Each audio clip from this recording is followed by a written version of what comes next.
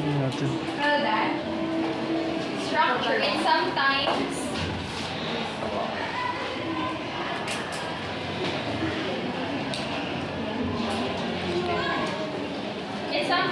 shows in narrative stories, order of appearance. Ibig mo sa ng PBRHM. Order of appearance or order of telling or written material on a topic or subject. So, yung structure na is nakikita natin siya sa mga narrative stories. It can be, sa structure, dito natin malalaman kung paano ba yung mga plot organize, yung sequence niya. Dito natin malalaman kung paano ba nagawa yung isang story. Yan. Dito natin makikita yung plots, yung sequence, kung paano, how they are told, and structure is use of paragraphs.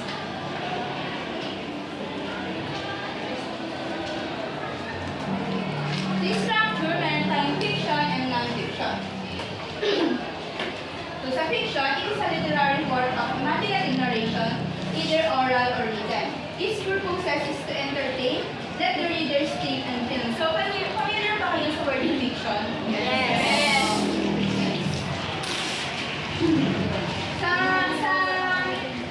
literary, sa work na fiction, sa stories, kunwari sa isang movies or sa isang literary work na fiction, dito, gumagamit tayo ng mga imaginary characters, even yung mga names, is ginagamitan natin sila ng mga imaginary to entertain and to let the readers think and feel. Hindi ka ang fiction? Yes. Yes. Yeah, example ng fiction is Harry Potter. Sa non-fiction naman, it is a literary work of real-life narration, exposition based on history and facts, or real events and real people. So sa non-fiction is gumagamit na tayo dito ng mga autobiography ng isang tao. Ginagamitan na natin siya ng mga history, yung mga real events and real people na. So example ng non-fiction is yan, Sapiens, a brief history of humankind. Naintindihan ang pinagkaiba ng fiction and non-fiction? Yes. Kasi naman tayo sa plot.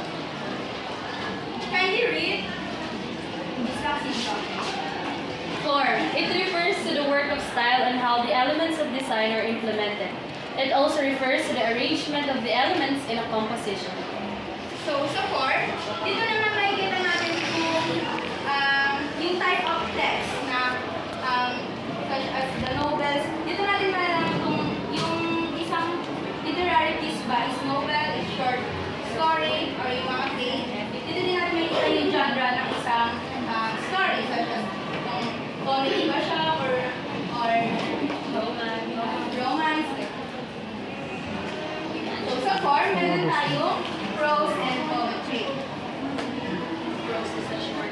Sa prose, it is a literary work that is spoken or written, which gives information, relate events, express ideas or opinions. So sa prose, ito nga yung written in sentence and paragraphs, such as mga speeches, essays, or yung mga novels, is an example of a prose. Yan, example ng prose is What Remains. Novel siya. And madami pa siyang Sa Pilipino, ang sinasabi niya ay ito yung tuluyan. Akdang tuluyan. Ibig sabihin, pasalaysay, hindi patula, kasi yung dalawa nga ay, ayun, dire-diretso siya, nagsasalaysay. And sa poetry naman, it is a literary work expressed in verse, measure, rhythm, sound, and imaginative language that gives emotional response to an experience, feelings, and facts. So sa poetry, dito naman tayo gumagamit ng mga metrical pattern para makagawa ng isang Ayan, nag-contain siya in line that may not be sentence. The poetry may not be paragraphs. Sa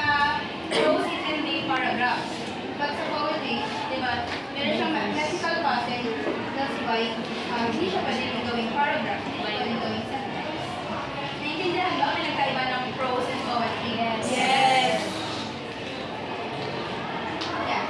Example na poetry. Meron siyang content. Hindi siya tuloy-tuloy katulad ng kanina.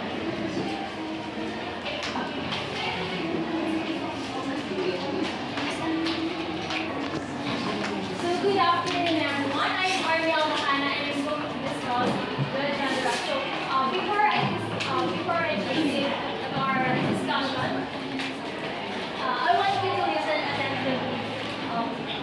So if you hear me, so if I say everybody, eyes on me, you say eyes on you. Then, and if you hear me clap once, you will follow. And if you hear me, clap twice. So everybody, eyes on me. Eyes on you. If you hear me, clap once.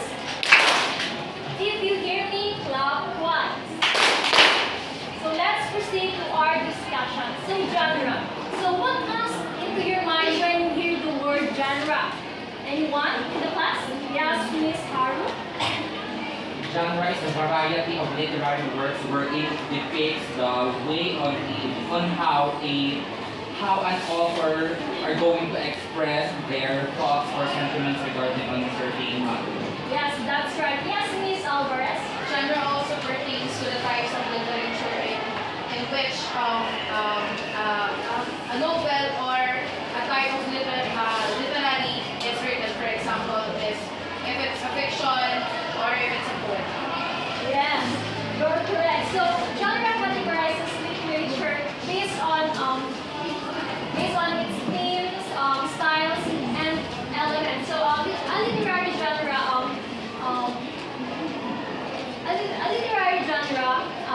is a category that uses the author to describe its primary content or its tone of writing. So a genre is typically described the primary content and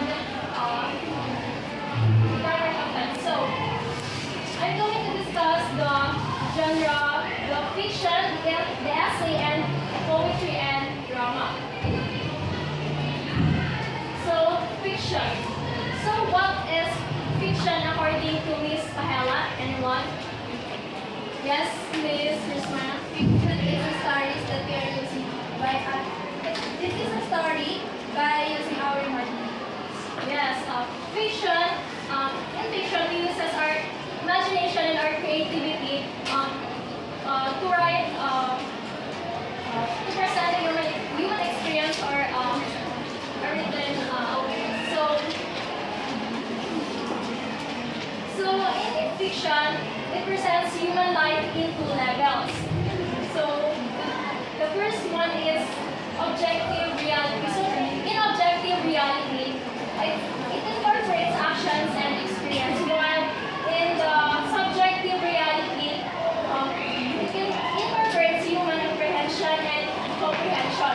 So kung sa objective reality, experiences and actions, subjective naman is thoughts and emotions.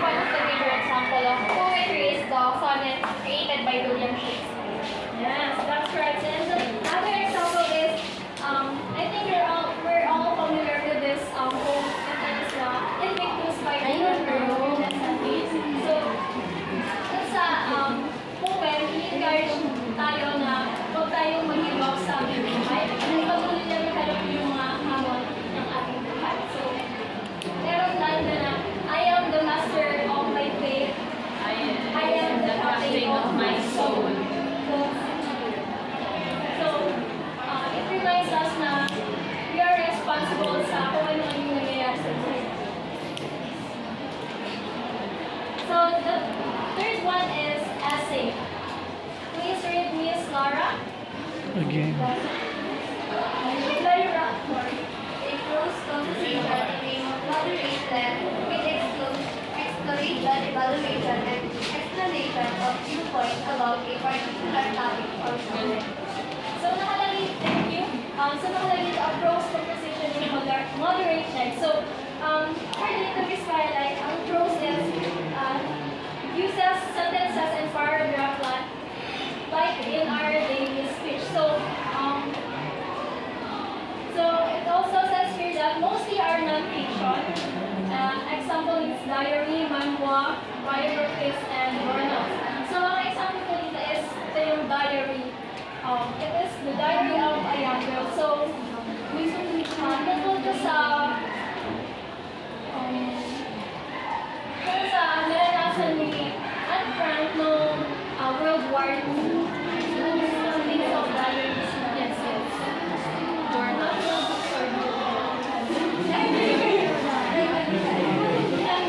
So, the last one is drama. History is on the A form of prose that is performed in front of an audience. It presents a story that is delivered entirely in dialogue and action. yes. So, drama